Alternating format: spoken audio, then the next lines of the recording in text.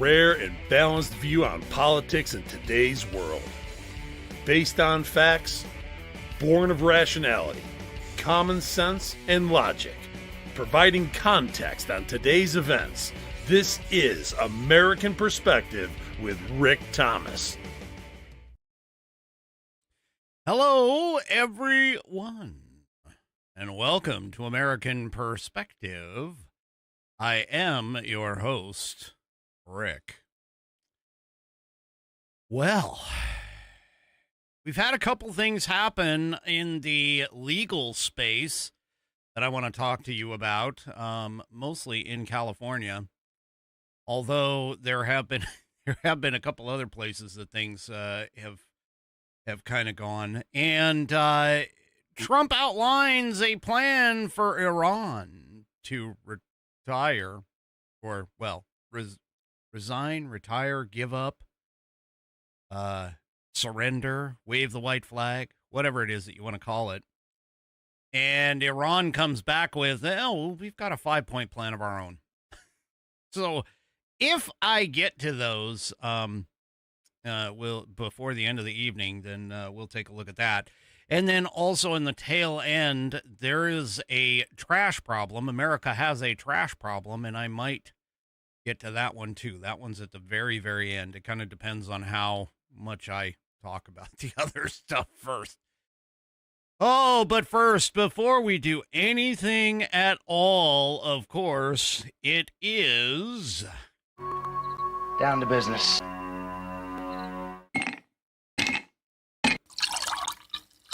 That's the nectar of the gods, baby. That's right. It's Whiskey Wednesday.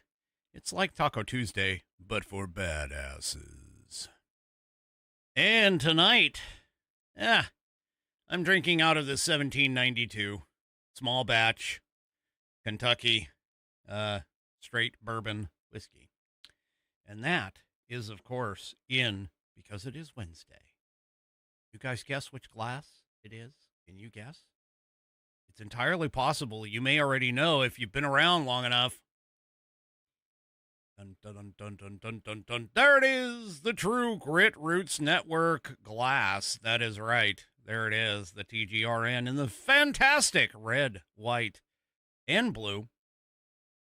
And it's right here in the glass. Oh, Nana, my unofficial producer, is on it. And she is on it.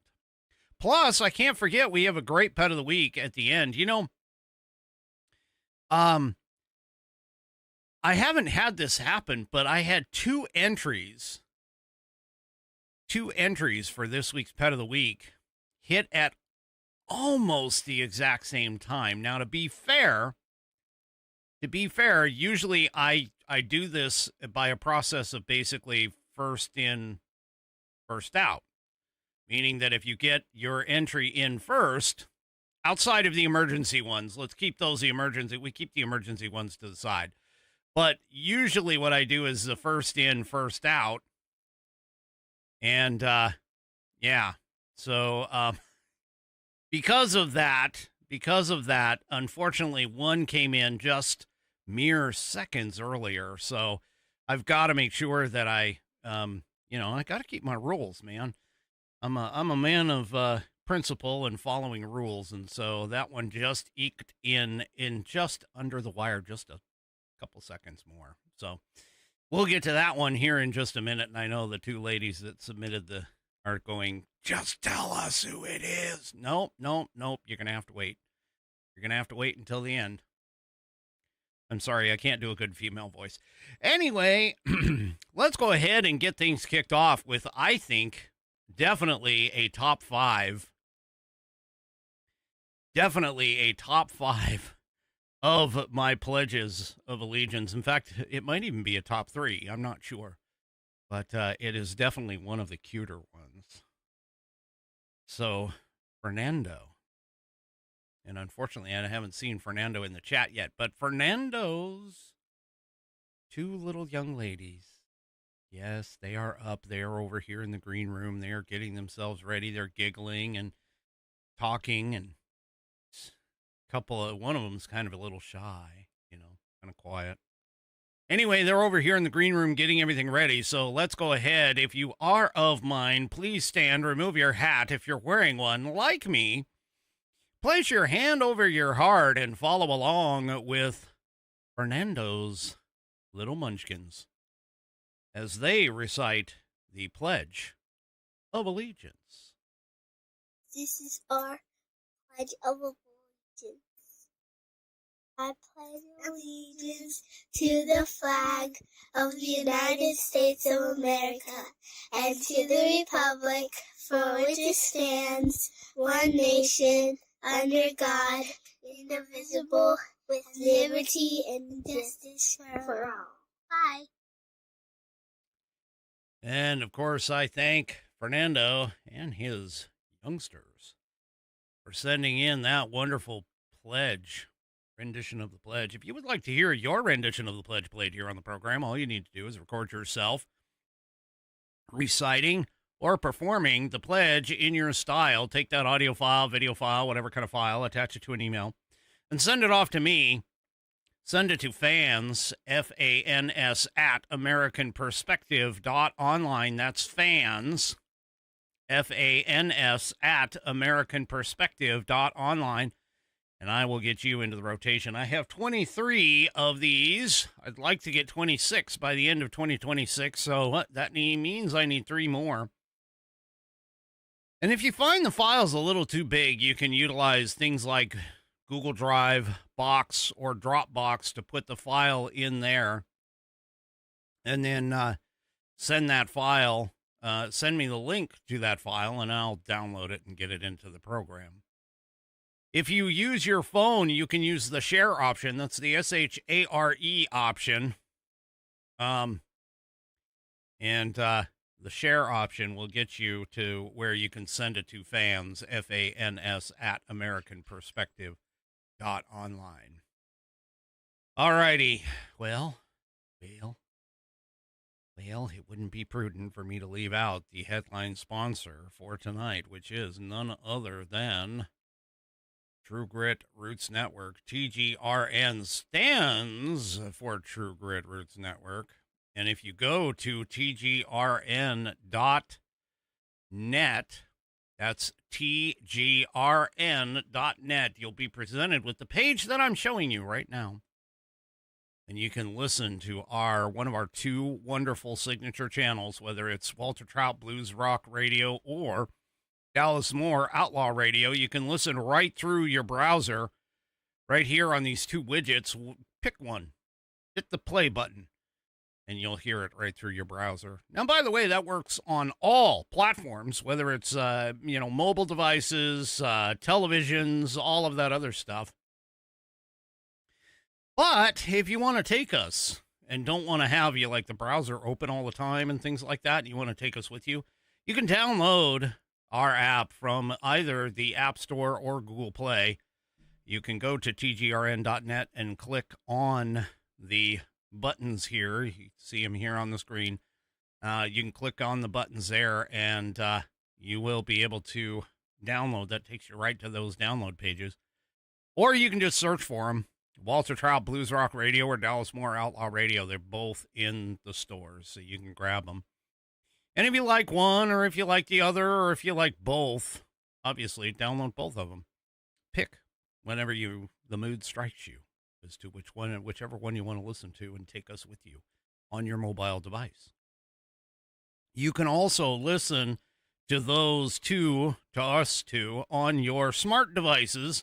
That means your smart TVs, your Alexas, and things like that. You can do that by going to the Live 365 app on those devices. You can just say, like for Alexa, you can just say, Alexa, open Live 365, and then tell her to listen to Dallas Moore Outlaw Radio or Walter Trout Blues Rock Radio, whichever one you want. And the next time, once you set that up, the next time you open Live 365, she'll ask you nicely if you want to listen to whatever one you chose before. And then you can also do that through your television set. I've seen my partner, Oogie Oogie's done it across the board. He's done it on his mobile device. He's done it on his televisions. He's done it. I mean, he's a pretty smart guy. He's a pretty fart smeller. But anyway, if you want to show us your appreciation too, you can head on over to our shop. I'm flashing the shop link on our menu at the top of the page at tgrn.net. When you click on that page, or if you just navigate to shop.tgrn.net, you'll be brought to this page. And this page is, of course, for all of our swag. All of our swag.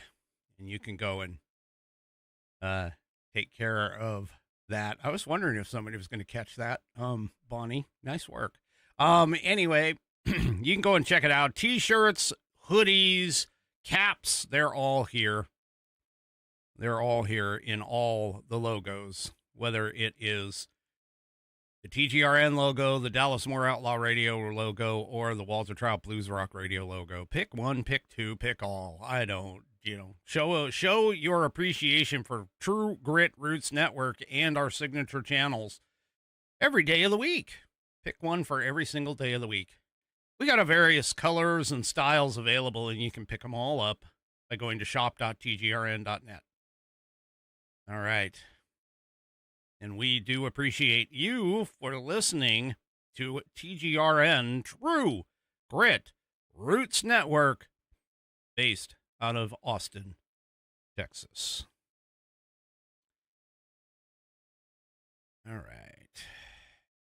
So, we got a little bit more information. I mean, I know we've talked about it here in terms of the lawfare and the other things that were going on, and the lawfare and other things that have been going on with regards to Donald Trump, and especially like the Russia hoax. And then, of course, during his time in having, Robert Mueller and all the rest investigation into the 2020 election and all this other things. Well, anyway, newly disclosed records show that the FBI twice subpoenaed future FBI Director Kash Patel's personal data while he was a private citizen in a probe that swept up hundreds of Trump allies. Now, this is all part of the Jack Smith probe. And folks, I just want to say, if you don't have a problem with this, you really need to reacquaint yourselves with the first 10 amendments known as the Bill of Rights. And the reason why I'm saying that is because of the fact that American citizens, which, by the way, this is part of the reason, this is one of many reasons why I keep saying that the Constitution only covers U.S. citizens and not others, because of the fact that if you're a foreigner here on U.S. soil, we have the FISA warrants, which basically make it capable to listen in without any repercussions, barely even a warrant given, for what's called a FISA warrant, which is actually what they used on Donald Trump, to be honest with you. That's what they used. But under the amendments in the Constitution, hey, if you get your leather-bound U.S. Constitution out, look under Amendment number 4. Oh, wait, am I too far? Yes. Amendment number 4, right there. Amendment number 4, it says, the right of the people, meaning the people of the United States, to be secure in their persons, houses, papers, and effects against unreasonable searches and seizures shall not be violated, and no warrant shall issue but upon probable cause, supported by oath or affirmation, and particularly describing the place to be searched and the persons or things to be seized. Well, there is a possibility that these expansive FBI surveillance of all these Trump allies, especially private citizens, they may have violated the Fourth Amendment. They may have violated the Fourth Amendment. So these documents were made public by Chairman Chuck Grassley, great guy out of Iowa. He's older than dirt, but he's out there. Anyway, he made them public before a Senate Judiciary Committee's subcommittee hearing into the alleged abuses by the Biden-era FBI and Justice Department in their investigations into ex-president, at that time, Donald Trump, before and during the 2024 presidential election. During the probe named Arctic Frost, which, of course, was the Jack Smith probe. So, Senator Cruz hopped onto this. He's the chairman of the Judiciary Committee, Subcommittee on Federal Courts Oversight, Agency Action, and Federal Rights. And he said, quote, "If Watergate taught us anything, it is that even a single abuse of power carried out by a handful of individuals can shake the foundations of our republic." Folks, this is bigger than Watergate. Watergate was a break-in, for those that don't know, for those younger than, 40. For those that don't know, Watergate was a scandal where some burglars were caught trying to break into the Democrat National Convention's headquarters at the time, a part of what they call the Watergate complex. And President Nixon at the time was implicated as being aware of and possibly even coordinating the break-in. Now, this is Watergate. This is even worse than Watergate. This is private citizens being deprived of their Fourth Amendment rights to be secure in their persons. They had warrants issued and non-disclosure agreements issued by the judges who signed off on all of these things. And they essentially kept everybody in the dark in terms of what was going on. And Senator Cruz, of course, says, "What we confront today, the Biden administration's Arctic Frost scheme, is not a single act. It is a modern Watergate trading a break-in at one single office for a digital sweep into approximately 100,000 private communications, more than a dozen senators, and thousands of individuals' lives." Cruz said, "Ultimately, just like Watergate, the judges, FBI, and Justice Department officials should be investigated, tried, and impeached, and brought to justice." So, and by the way, the scope of the Smith probe had to deal with Trump's challenge of the 2020 election results and the events of January 6th, which Trump was not even anywhere near. So, yeah. I forgot to take my first sip. Anyway, so the whole thing was way over, far expansive, and I'm even thinking that the FBI warrant that was served on Mar-a-Lago, which was looking for classified documents, faked covers brought to sort of initiate a, I don't know what you call it, but initiate a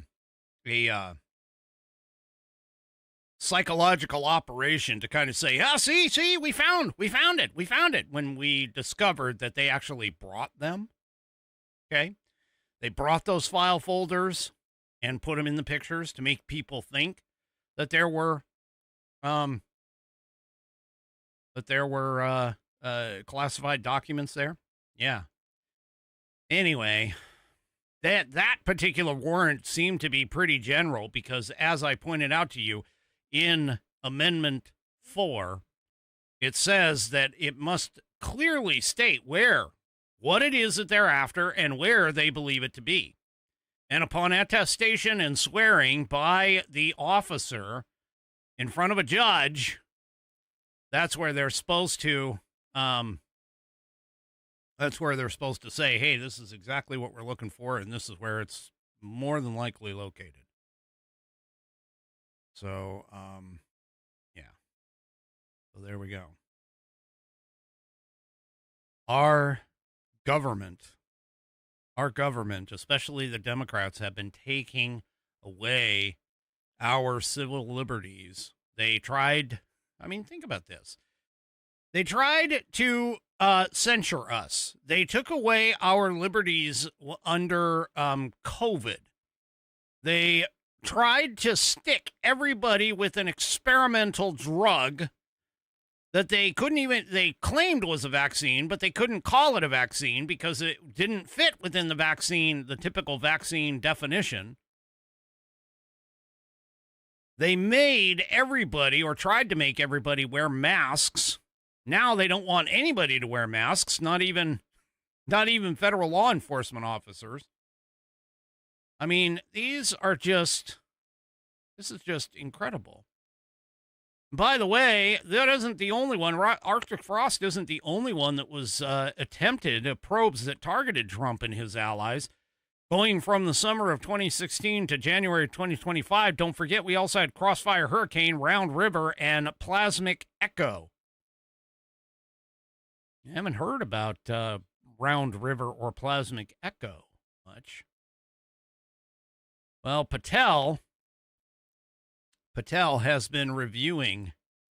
He's led the effort to review those probes, uncovering evidence of a far-reaching dragnet. Now, keep in mind, this is basically like a general warrant. You can't just say, hey, I suspect. This isn't Clue. This isn't like Clue. I suspect, Colonel Mustard in the library with the lead pipe. No, it doesn't work that way. It doesn't work that way. They're supposed to be able to articulate clearly what the thing is that they're looking for and where it is possibly located. So, yeah. Anyway. So these newly discovered records show that the FBI ordered 2 sweeping subpoenas of Kash Patel's phone records while he was a private citizen within Trump's orbit. Each subpoena covered an approximate 2-year time frame. The FBI requests for information included demands for highly personal data of Patel, including his addresses, mailing address, residential address, business address, email addresses, call detail records, inbound and outbound calls as a part of that list, text messages, voicemail messages, as well as sources of payment for the phone service, including credit card and bank account numbers. The FBI also demanded expansive internet session data to include exact IP addresses. This same document showed. The FBI was also sought and granted those non-disclosure orders to keep the companies from alerting Patel to all of this even happening. Yeah.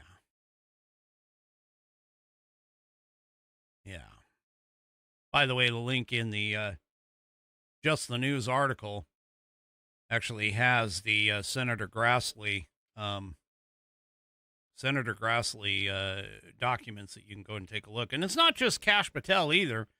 It was also Susie Wiles. You remember Susie Wiles. She used to be the chief of staff. Prior to that, she was the person behind Trump's campaigns. She's recently been diagnosed with cancer. And because of that cancer diagnosis, she has stepped down from being the White House chief of staff. But even she was targeted in the probe as well. I mean, they just basically threw a net and wanted to see what they catch. Yeah. This is not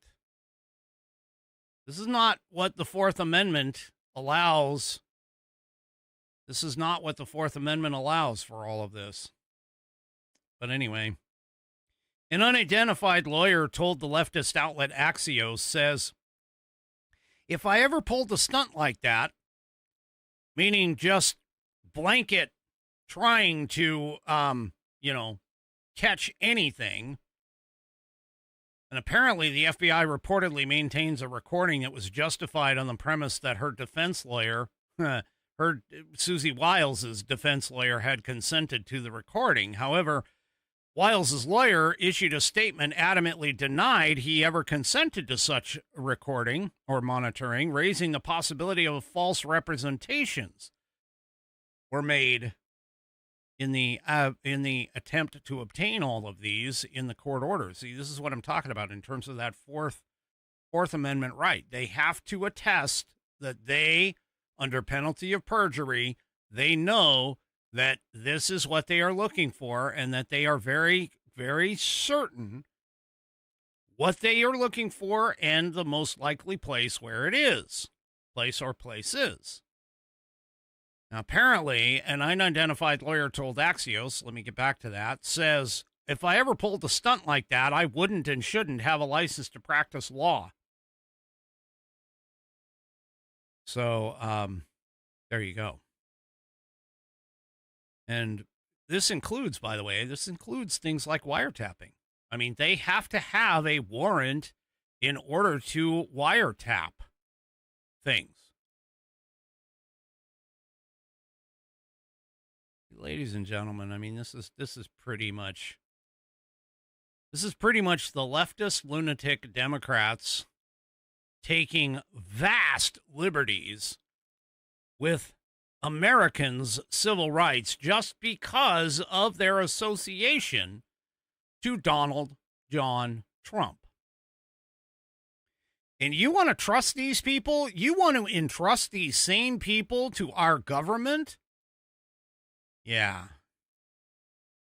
No.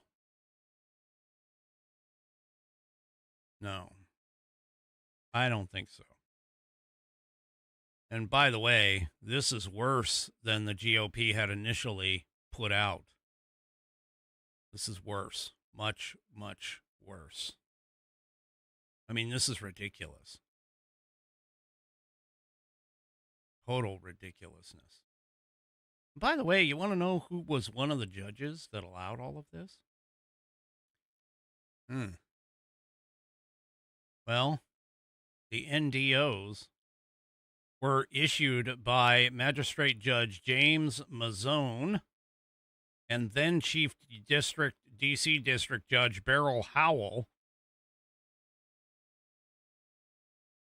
And you also had, and Boasberg had his fingers in that as well. So, yeah. So this is why. This is why you're wondering how all of this is, Anyway. All right. Well, here's a bit of an unbelievable news. Not really. It's out of California. Let's just face it. These people are nuts. Out of California, the University of Southern California, well, they decided to cancel a gubernatorial debate. Anybody want to guess? Anybody want to guess as to why they canceled the debate? I mean, this is Southern California. Yeah. But anybody want to guess why? I won't make you late too. I won't make you wait too long here.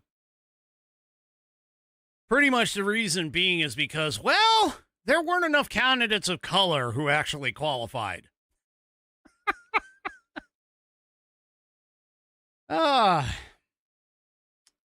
So there was supposed to be a gubernatorial debate yesterday, and or maybe it's coming up next week. I don't know.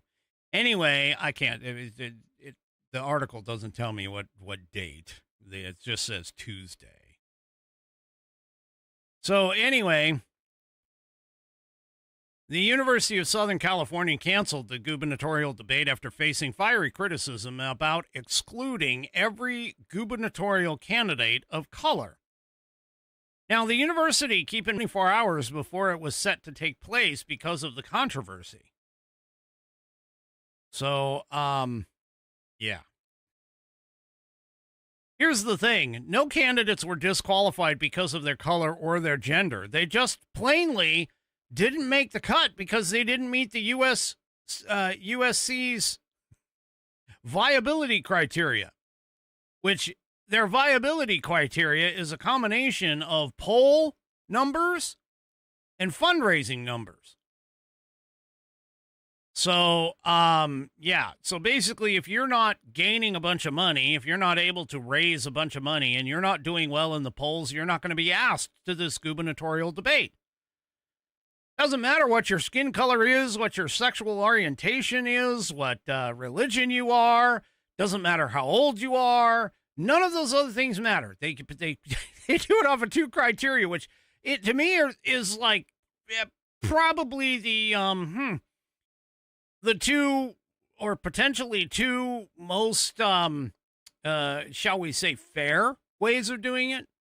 Like, look, we don't want to listen to a gubernatorial candidate if they're not going to be likely to be able to win this thing. So, yeah, we're just gonna go ahead and axe those folks. Yeah, gotta draw the line somewhere, they say.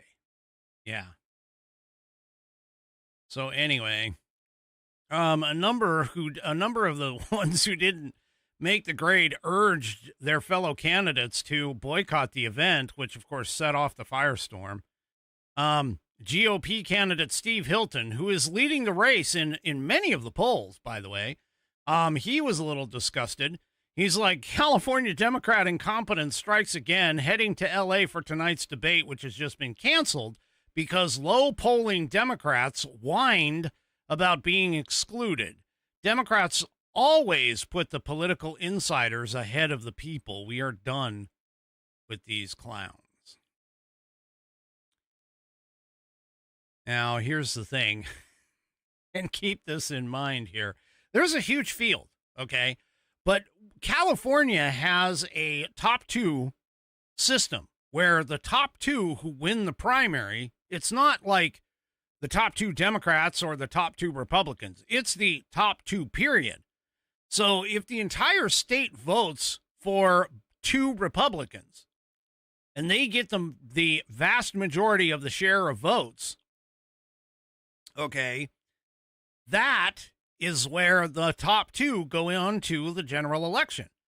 So as of right now, given the fact that you really don't have a standout candidate, I mean, Swalwell would love to say that he's a standout candidate, but he's only standing out in China, banging Fang Fang and lifting 135 pounds and acting like it's a really big thing in the bench press. But anyway, he isn't really standing out as well as, and he's the front runner, by the way, of all the Democrats right now. So anyway, it's just, yeah, these people. Oh my gosh. Which, by the way, his, the lawsuit that was being brought by one of the other candidates about his ineligibility because he doesn't actually live in California, according to all the records that can be found. Well, that was thrown out by a judge. And I don't know if it's being appealed. There wasn't any information on that. I hope it is, but anyway. So, there you go. Now, keep in mind, I mean, I'm going to be honest with you. Only political folks who are basically gluttons for punishment for all of this stuff would actually go and listen to these debates. I mean, it's kind of been shown throughout history that debate performances, especially nowadays, debate performances don't really sway the electorate very much. And part of that is because of the fact that there's so much access to information today, and access to media, and getting like social media, for an example, has completely changed the landscape of how you go and campaign anymore. I mean, it used to be that you had to like show up on the broadcast news shows or the broadcast stations in order to be able to get your message out, because there was no other way for information to go out other than maybe newspapers or potentially radio. But even then, the sources of media were very slim in terms of where you could go to gain credit, which is part of the reason why the FCC kind of said, hey, if you're as a broadcast station are going to offer one candidate, you must offer the same amount of time to the other candidate in order to make it fair. I think they call that the fairness doctrine. But anyway, I digress. The point being here is that this whole idea that maybe this debate would have changed things, I don't know. Honestly, I don't know if it really would have happened. So anyway, the point being here, though, is that, of course, the Democrats are like, hey, there's not enough people of color on the stage. Who the hell cares? I mean, honestly, who the hell cares? Now, if they had gone and said, hey, look, we're going to just do it for all white people, then yeah, I would say that would be a problem. Absolutely, that would be a problem. And I would be right there with you arguing. But realistically, if you as a person of color are not polling very well, like you're in the single digits, and you're not gaining enough fundraising money, you're not doing very well on the fundraising circuit, then yeah, those are two, like, I'm grasping at straws here for what to call them, but they're basically metrics that have no meaning outside of what they actually are. It's not like they're connected to anything in terms of your religious affiliation, your sex, your gender, whatever. So this whole thing is just, I think it's a bunch of crap. I don't know why California is doing this, but hey, let's keep on talking about California, because as I announced or told you the other night, there is a investigation going on in Riverside. I think it's Riverside County.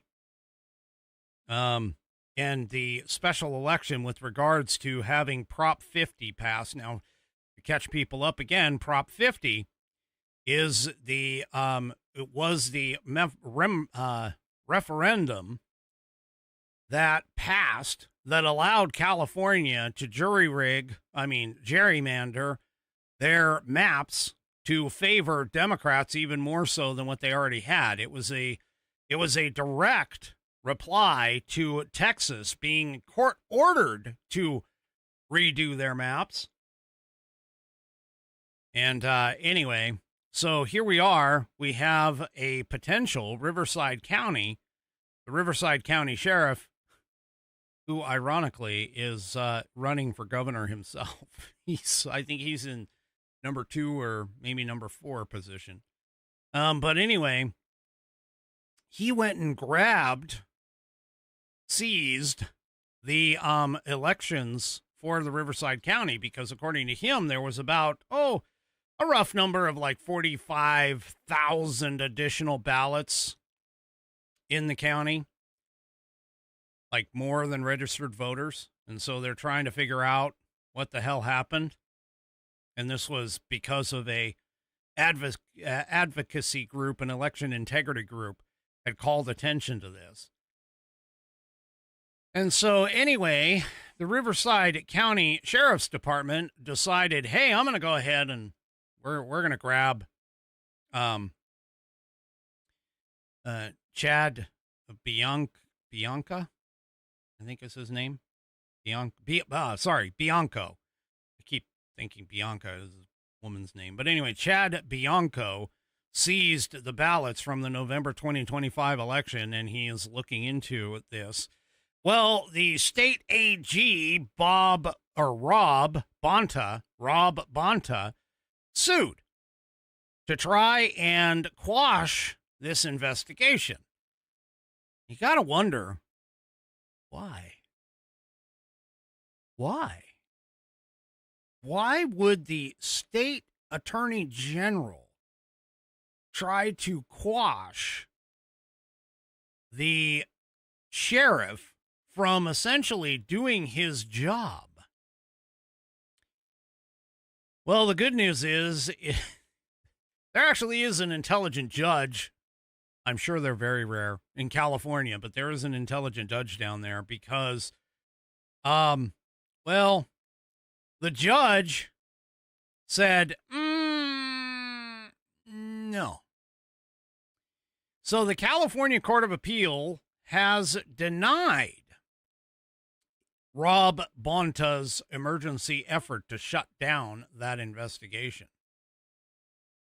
So Bonta apparently raced to the 4th District Court of Appeals earlier this week in a frantic bid to stop Bianco's court-authorized, investigation into the glaring almost 46,000 vote discrepancy in that county.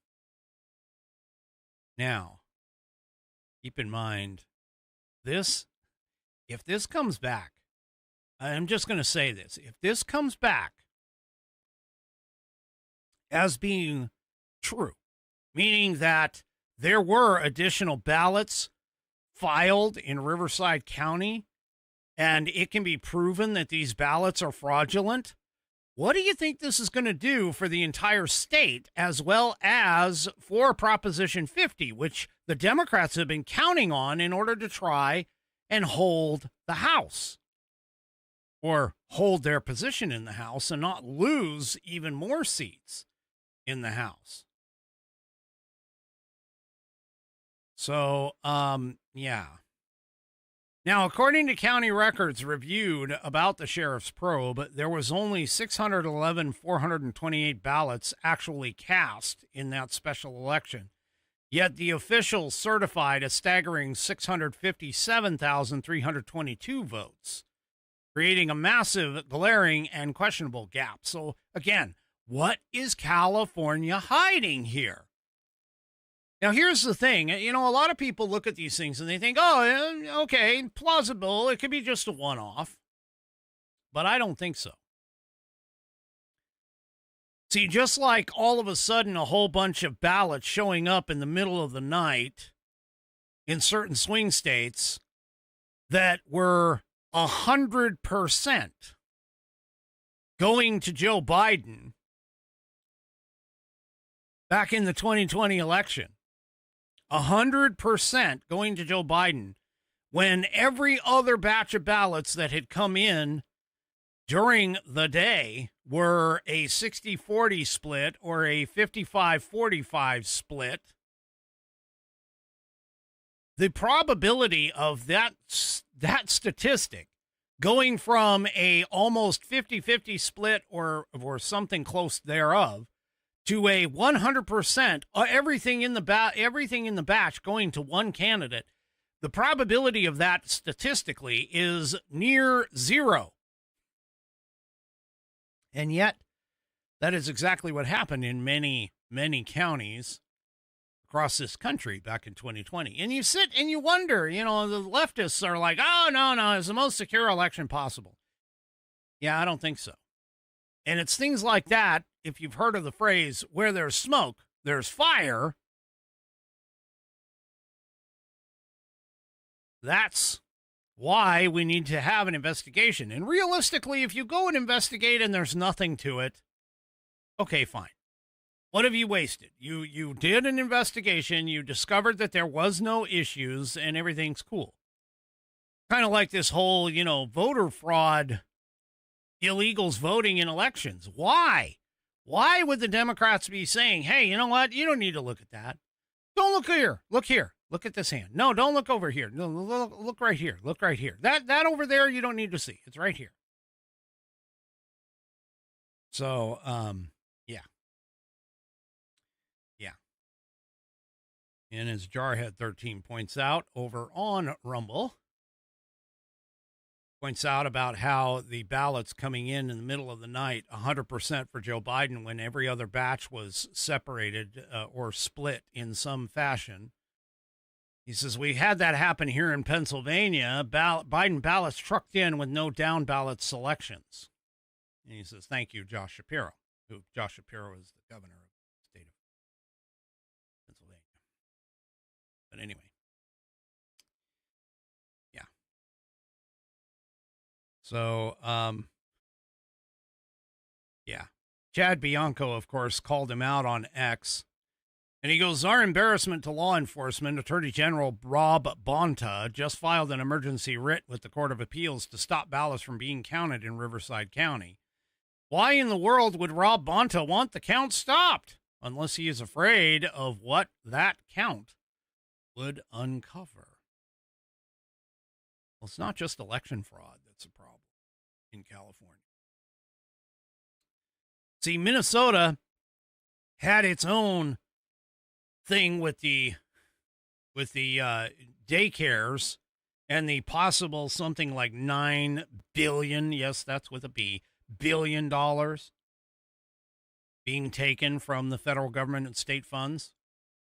And then you had Nick Shirley, who did a fantastic job exposing that fraud and tracking some of that down. He went to California. In fact, he got Governor Newsom's ire over this, but he went to California and CBS kind of followed him and was like, hey, what are you looking into? And CBS themselves found an investigation of hospice care, Medicare kind of housing. They had something like 85 of these services all registered to the same address for Medicare providing the hospice care or something like that. Well, the investigations may keep moving in a way that Governor Newsom, New Scum, I should say, oil hair gel himself, the guy that says that he hates it when politicians lie, yet lies through his teeth all the time. So, go figure. Anyway, he has threatened, he's now threatened that anyone who is investigating the Somali daycare fraud in California is,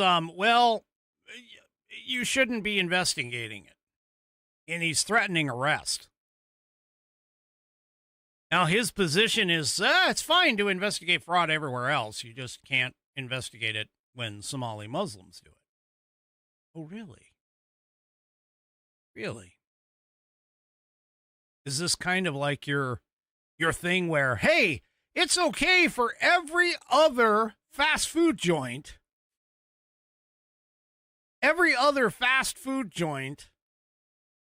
to be giving their people a raise, with the exception of Panera Bread, because Panera Bread is run by my buddy, and my buddy can't afford it. Yeah. But yet, hey, I just want to have, minimum wage raises for everybody. Yeah. Look, if anybody is voting for Gavin Newsom, I should say when he decides to make a run for the presidency for 2028, if anybody votes for him, you are a complete, utter, stupid moron. I'm sorry. With all of this crap coming out, no, I'm not sorry. Well, I say I'm sorry, but I'm not sorry. I really am not sorry. This is just a bunch of crap is what this is. But anyway, yeah. The press account for Governor Gavin Newsom threatened to arrest anyone investigating the daycare fraud. Because, pro tip, daycares aren't content farms. If you show up demanding access to film children, don't be surprised when the cops show up. Yeah. And by the way, California's not the only one. Minnesota was doing the same thing. Okay. Oregon is doing the same thing. In fact, California Attorney General Rob Bonta, you remember that guy? Yeah, from our last article. He threatened to use hate crime laws to protect the Somali daycares. And this was back on February 23rd of this year, that hate crime resources were going to be available in the Somali language following reports that Somali child care providers have been subjected to harassment, stalking, and intimidation at their homes and workplaces. Yeah. AG Bonta stated, reports that internet vigilantes are harassing San Diegan child care providers at their homes and workplaces are extremely alarming. California has laws that prohibit this type of harassment. Last week, I denounced these deplorable acts, and today I'm happy to announce that hate crime resources are now available in the Somali language. I encourage all Californians and law enforcement agencies to know their rights and familiarize themselves with laws that protect individuals. Folks, this is the same state, the exact same state that Stephen A. Smith found out for the very first time in his life that they actually have state laws that prevent the use of ID in order to vote. That's right. What the hell is California hiding here? They've got excess ballots in a single county. They have laws against voter ID across the entire state. They are now threatening people who are investigating fraud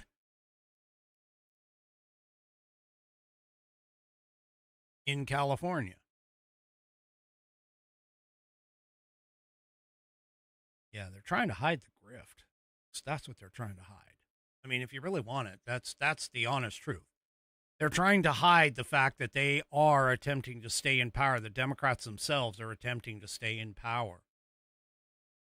So, anyway.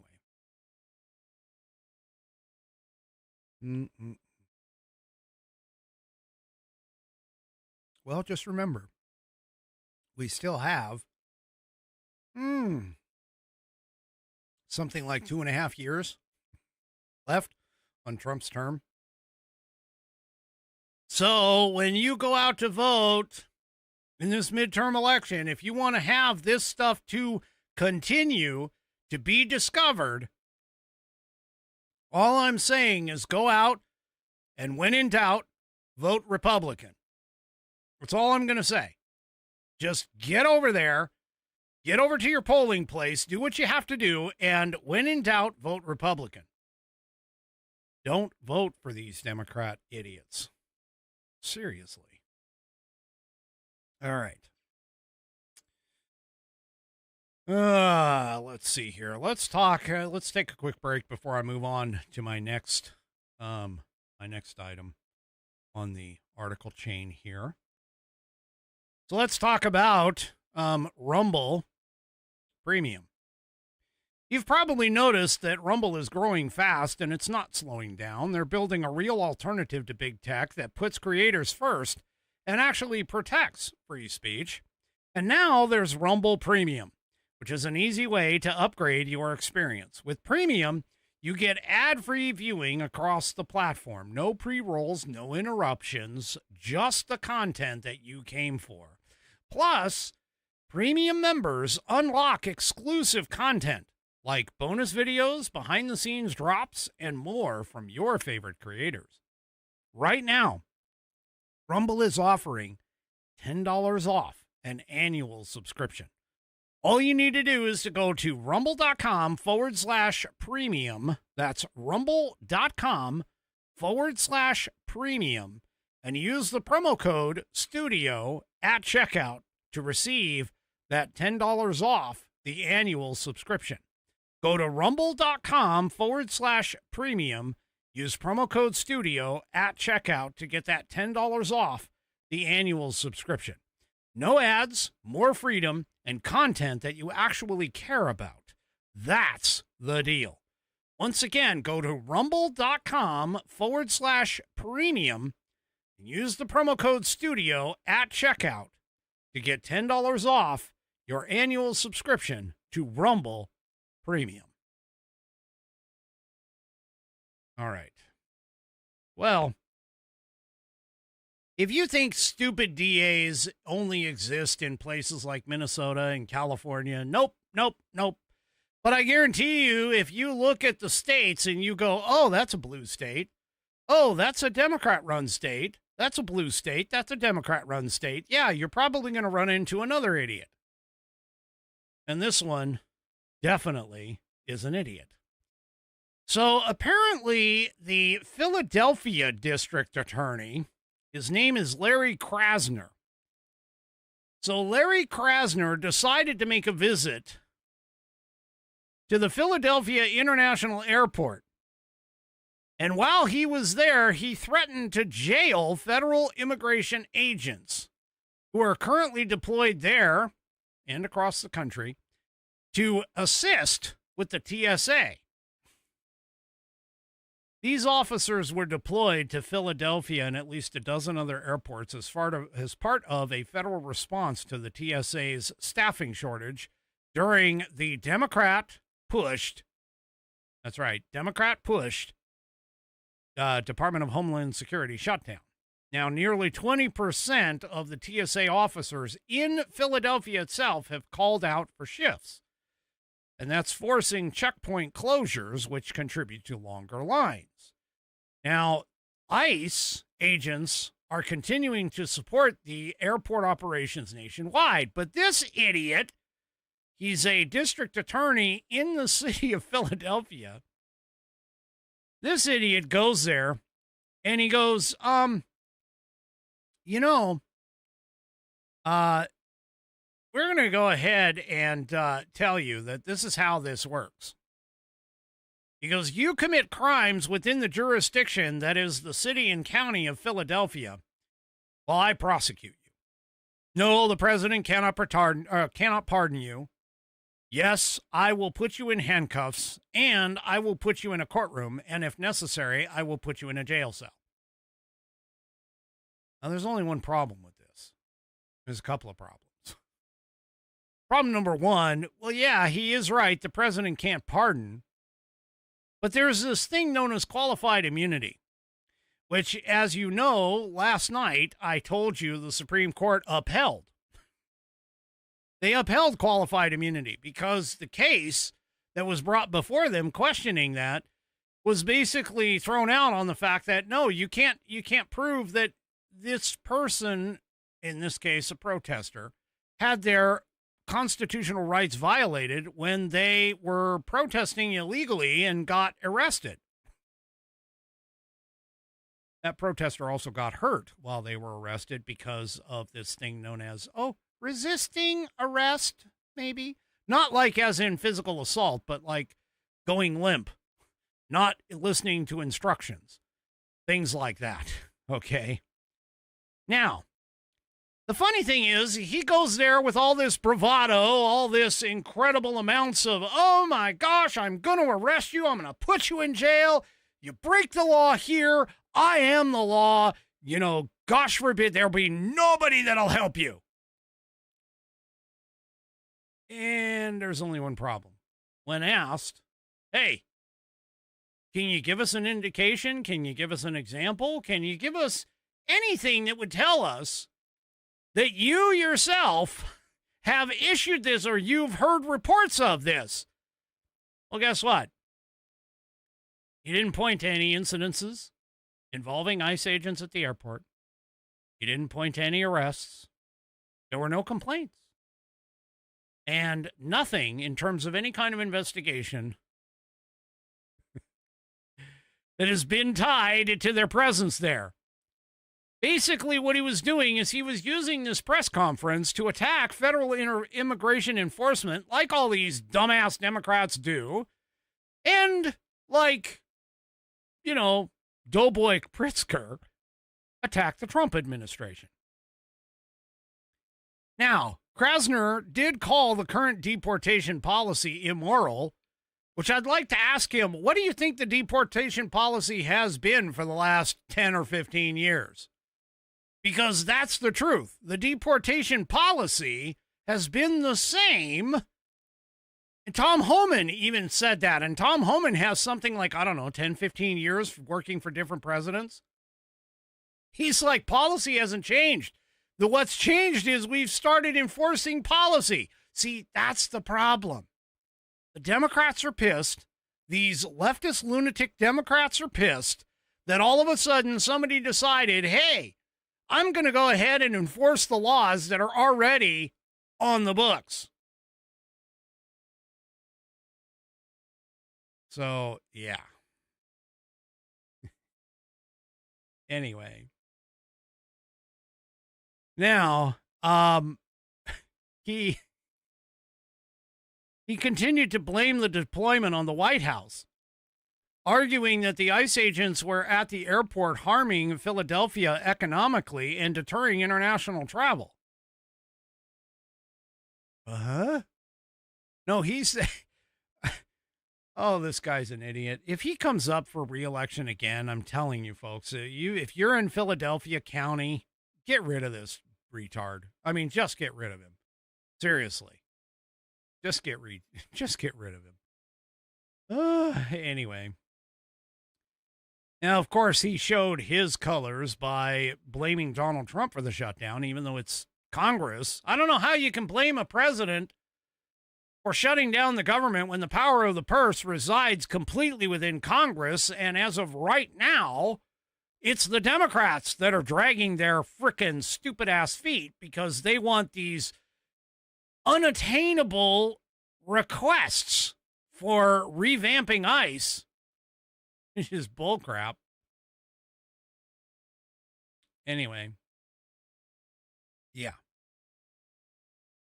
So this guy is just a moron. Now, Krasner acknowledged that the agents, and this is the other thing, he stands there on his high horse, gets on his soapbox. Honestly, I think this idiot just wanted like 15 minutes of fame. I think that's what it was. Maybe he is running. Is he running? Somebody who's in Pennsylvania who might be in the chat or knows of this, is this idiot running for re-election this year? Because that's the only thing that kind of makes sense. That's the only thing that kind of makes sense for this. Because, I mean, he acknowledged largely that the ICE agents are just standing by and following orders. That's it. So, yeah. Anyway. What a moron. What a complete moron. And, oh, by the way, I just want to point, okay, so I guess he is. So this was his 15 minutes of fame. He's playing, this is what he's doing. He's playing to the Democrat leftist moron base, thinking that, hey, if I can act like I've got, cojones as big as beach balls, that maybe I might get reelected. That's exactly what he's doing.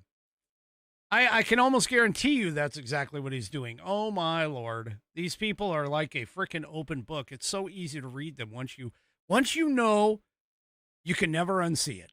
That's just really, really all it is. This is really all it is.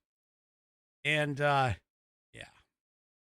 But I also want to point out to this guy, there's this thing.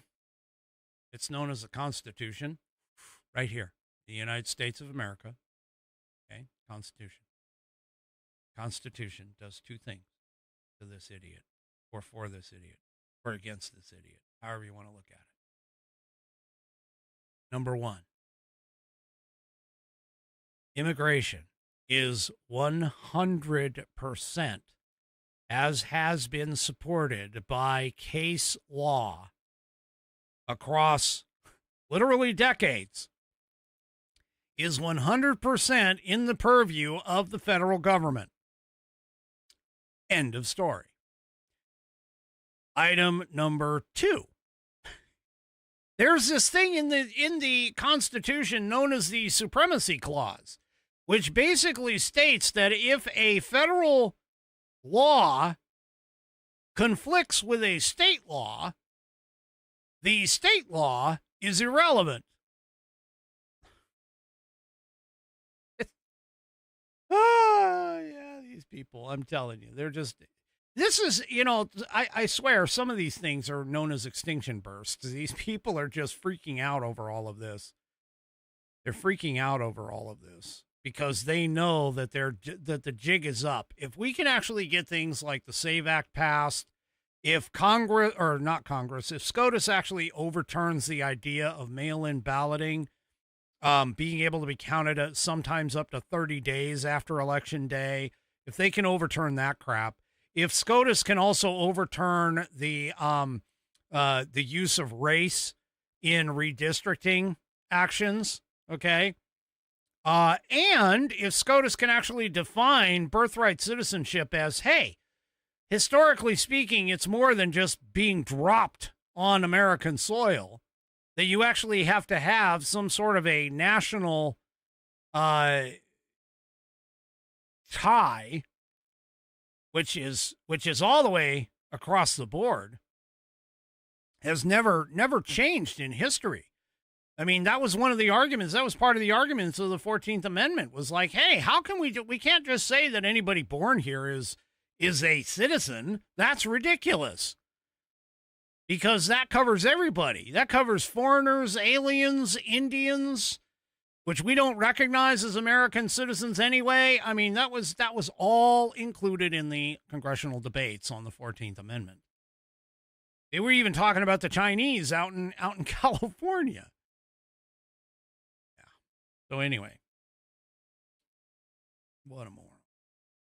People are just idiots. Speaking about morons and idiots, and by the way, this kind of fits with this DA, with this Pennsylvania DA.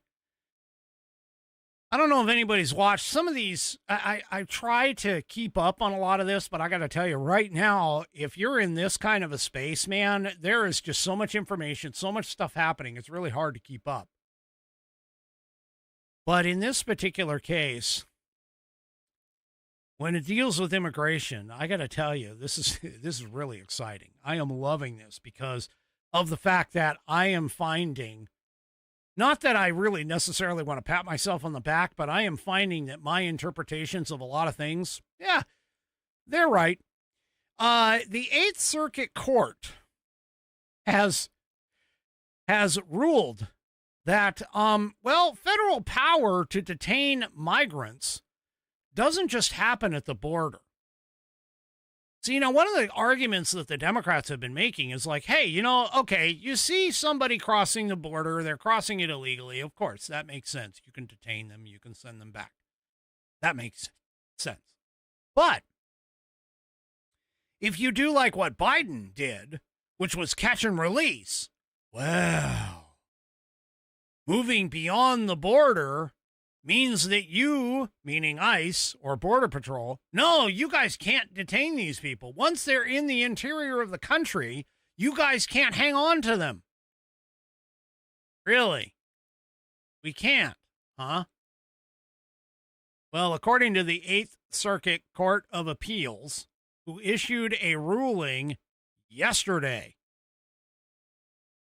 they basically said, hey, anyone who has crossed the border, no matter where it is, the federal government actually can detain migrants without bond, even if they're arrested inside the United States, far from a point of entry. And on top of that, they can be held to mandatory detention. Now, this was part of the case Herrera Avila versus Bondi, meaning Pam Bondi. The court adopted a broad interpretation of the federal immigration law that effectively erases the long-assumed distinction between migrants stopped at the border and those living inside the interior. Oh my goodness. So here's what happened. This Herrera Avila entered the United States illegally back in 2006. He also entered illegally in 2016. He was arrested during a 2025 traffic stop and placed in immigration removal proceedings, where the Department of Homeland Security detained him without a bond. Now, an immigration judge denied his request for a bond hearing. And after that, Avila filed a habeas petition seeking a release or a hearing under what is known as Section 1226A of the Immigration and Nationality Act. Well,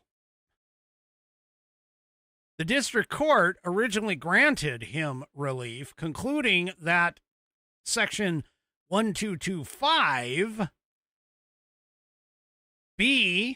subsection 2A, that mandatory detention provision did not apply because Avila was not actively seeking admission, and because applying it to interior arrests would actually conflict with Section 1226C.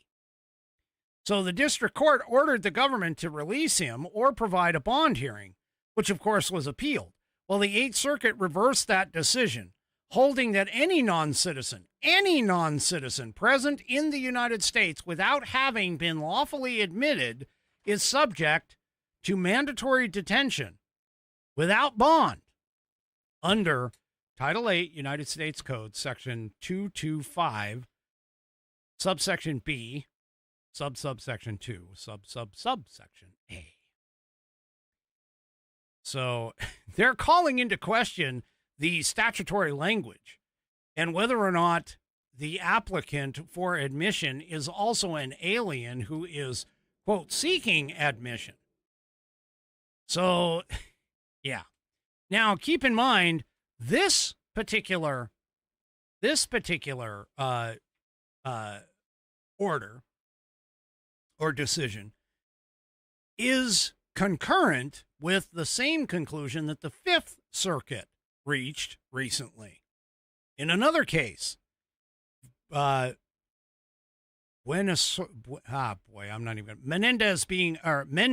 versus Bondi, which adopted the exact same broad interpretation of the statutory provisions.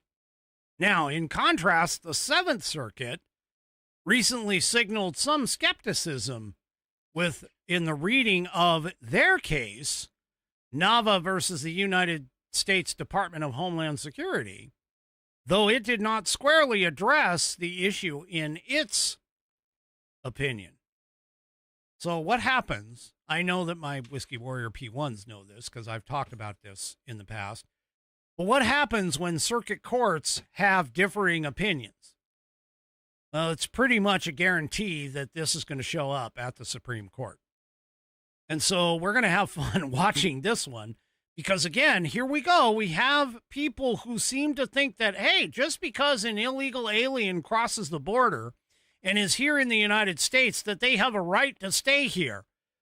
They don't.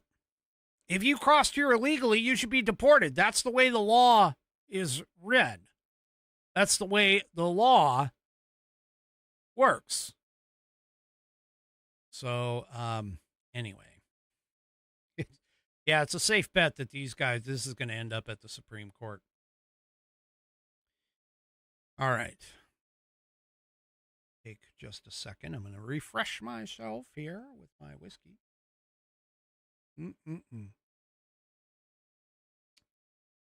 Yeah, if you guys have a chance to go and get Small Batch 1792 and you're a bourbon fan, do it. Anyway, in another court case, this one I'm actually kind of surprised about. And I'm fairly certain that this one is going to be this one in particular. Bonnie, Pet of the Week, I've got it. It'll be like at the very end. Trust me. I don't want to. That's the last thing that I do. I've still got 15 minutes. I got plenty of time. Anyway, this I wasn't expecting. And I got to be honest with you, I will not be surprised if this gets appealed. So apparently a jury has agreed with a 20-year-old California woman that Google is liable for psychological harms that she suffered because she got addicted to their platforms. Seriously? She got addicted to the platforms. So a Los Angeles jury today found Google and Meta liable for $3 million in damages in a landmark social media trial. The case pitted a 20-year-old plaintiff against the two tech giants, asking a jury whether or not the tech giants could be found liable for psychological harms that she suffered as a result of an addiction to their apps, YouTube and Instagram.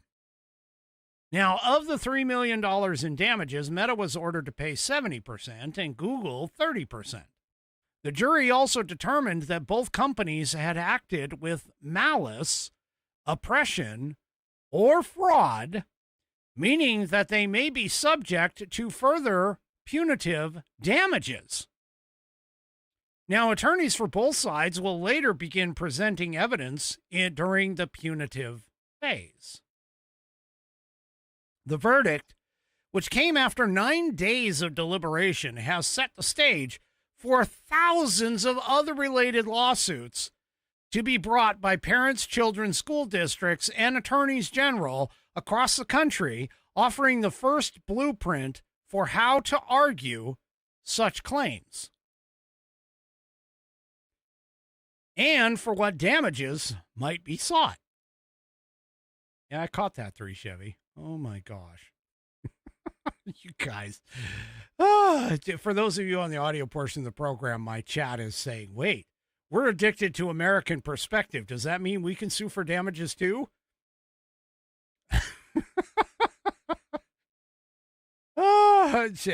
Trust me, I got no money. All right. I got no money. Anyway, Snap and TikTok were also defendants in the original lawsuit, but both of those settled before the trial began on February 9th. So, responding to the verdict, Meta spokesperson said, "We respectfully disagree with the verdict and are evaluating our legal options." Google, of course, did not have an immediate comment. So, yeah. Now, during the trial over the 5 weeks, attorneys sparred over competing narratives about the nature and impact of social media on young people's brains, what company leaders knew and when, and what may have caused the young woman's years-long psychological turmoil. Now, the 12 jurors sat mostly stone-faced throughout testimony from therapists and adolescent addiction experts, executives, engineers, whistleblowers.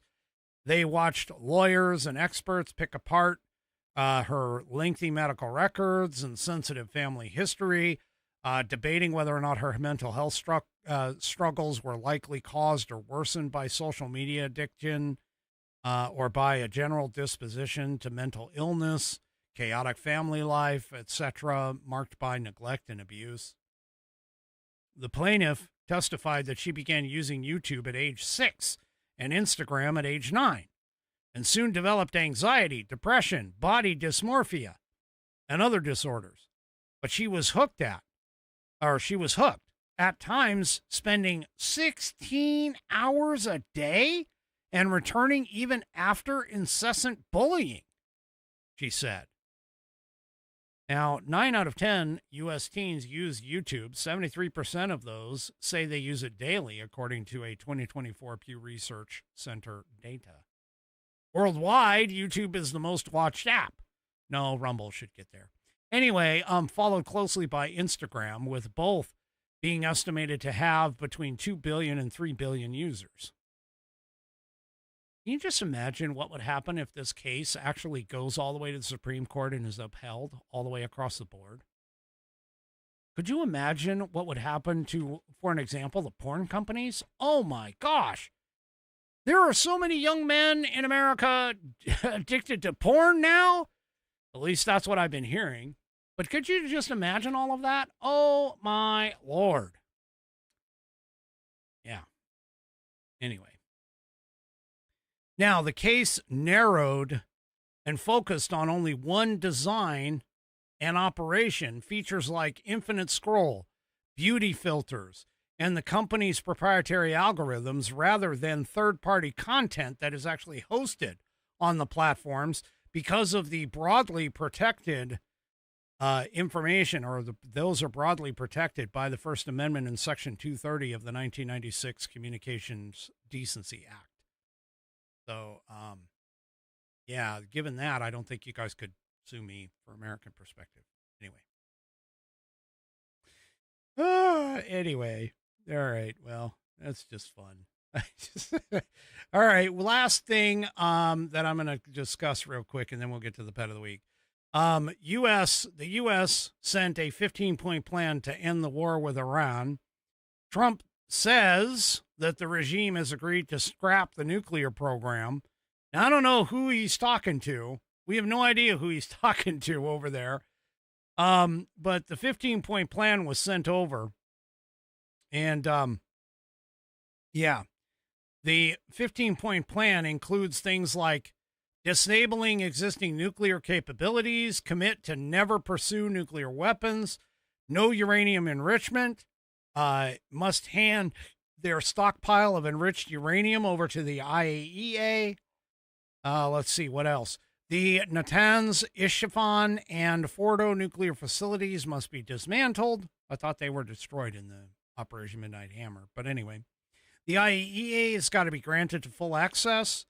Iran must abandon its regional proxy paradigm, meaning using things like Hezbollah, Hamas, and the Houthis. Strait of Hormuz must open. Iran's got to cease funding and directing and arming those proxies. The missile program must be limited in both range and quantity. Must limit its use of missiles to self-defense only. In return, for those 11 points, Iran would benefit from the end of sanctions, U.S. assistance to advance its civilian nuclear program, and a snapback mechanism allowing for the automated reimposition of sanctions if Iran fails to comply. That would be removed. Well, Iran responded back, and they said, well, we don't like your ceasefire plan. We're going to put in a 5-point pitch, because their 5-point thing, and this was, let's see, I'm scanning really quick to find the 5-point. The counter proposal demands recognition of Iran's sovereignty over the Strait of Hormuz as a natural and legal right. Iran, let's see, what else? So that's one of them. Iran will end the war at the time of its own choosing. They want guaranteed and clearly determined damages and war reparations. Let's see. They want the... what else do they want here? I think those are like the main pieces. But anyway.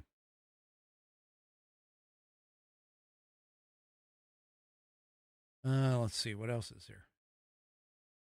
5-point. Yeah, it doesn't say. But anyway, I don't see the rest in the Epic Times piece here. All right.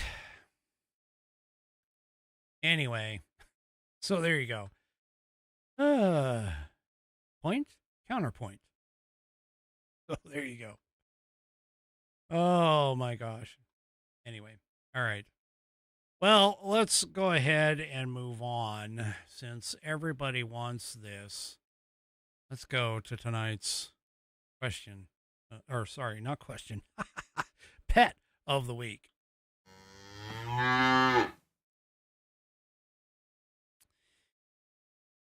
As I said in my opening monologue, 2 people submitted, and unfortunately one came in just seconds in front of the other. So, in line with my typical, following of the rules, whoever comes in first gets first dibs on the next following Wednesday, excluding any of the emergency stuff.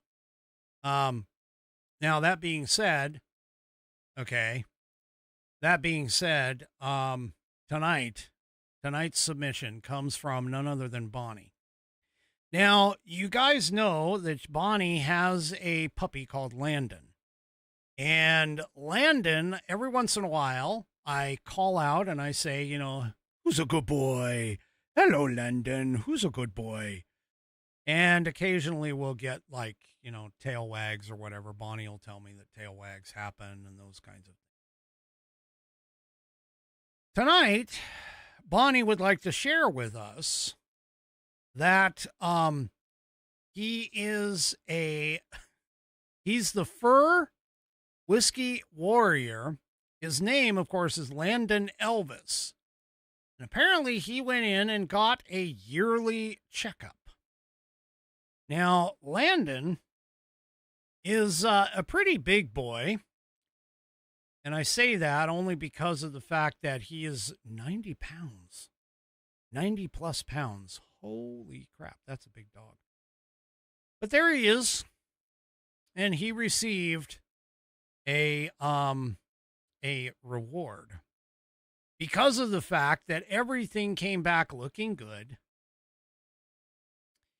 And he put up with the vets taking his temperature, giving him his medication by mouth, even though he gave them a dirty look. I know what that looks like. And also trimming his nails. Now that one, my pup is not too happy when their nails get trimmed. I have to do it myself at home, and I use like one of those. I don't use the clippers because he doesn't like those, and he's been quicked too much. For those of you that don't know, quicking is basically cutting too deep in the nail, and you end up making them bleed. But anyway, he's been quicked too much, and so he doesn't like it. And so there I went and I got a little, it's almost like a Dremel tool with a diamond head on it that files them down rather than cutting. But anyway, I digress. So even though he gave them a dirty look and after his nails got trimmed, so after his checkup, they went to PetSmart to get him a treat. And he picked out, okay, you're going to have to help me out here. This is Bullsricks, Bullssricks. I have no idea what that is. I'm guessing it's some sort of a treat. And this special treat, which of course says Prince. And apparently this particular treat, even though you can see with the hand in there, the approximate size of this thing, it apparently was gone in less than 2 minutes. Bully sticks. Okay, that makes more sense. Bully sticks. That's it's some sort of a chew. I'm assuming it's some sort of a chew treat. Anyway. So she wanted to say she hopes everyone enjoys seeing Prince Landon Elvis. And by the way, Prince Landon Elvis apparently has a very good friend from next door. And this is the friend from next door. And apparently they talk to each other on either side of the fence and everything else. But what really kind of cemented this is that their friendship is very tight. And let me explain to you why their friendship is very tight and why I know this. I know this because they've touched paws. So there they are, together, touching paws. They are good friends between Landon and his friend. Now, Bonnie told me the friend's name, but unfortunately I didn't grab it, put it in the script here, so I apologize for that. But there you go. So Landon and his buddy are hanging out together in the house, and they're just having a good old time. And that is tonight's pet of the week. His name apparently is Bruno. His best friend's name is Bruno. So Landon and Bruno, you guys are tonight's pet of the week. If you would like to see your pet featured on Pet of the Week, all you need to do is send me pictures, information, name, breed, whatever that goes along with it. And you can send it in to me. Send it off to fans, FANS, at AmericanPerspective.online and put in Pet of the Week or POTW, and I'll get you on the Wednesday night Pet of the Week. Apparently, because Nana and Bonnie competed, and Nana unfortunately was a few seconds late, she has hers next week. So next Wednesday we have one, but that's okay. I like putting like 2 or 3 of them in order. So go and grab your picks today and send them in, and I'll put them in the queue to go along. So there you go. That was tonight's Pet of the Week. And that ends tonight's show. So do me a favor, if you haven't already, head on over to rumble.com, get yourself an account. It is free. And once you are signed up and signed in, make sure that you search up the American Perspective channel and hit that green follow button to get notified every time that I go live. Also, too, don't forget on your way out to hit those thumbs up, thumbs downs, or in the case of 3 Chevy, the thumb sideways across all of my platforms, whether it's X, YouTube, Facebook, or, of course, the aforementioned Rumble. We will see you tomorrow night, 5 p.m. Pacific, 8 p.m. Eastern Time, right here on American Perspective. Have a great rest of your evening, and good night, everybody.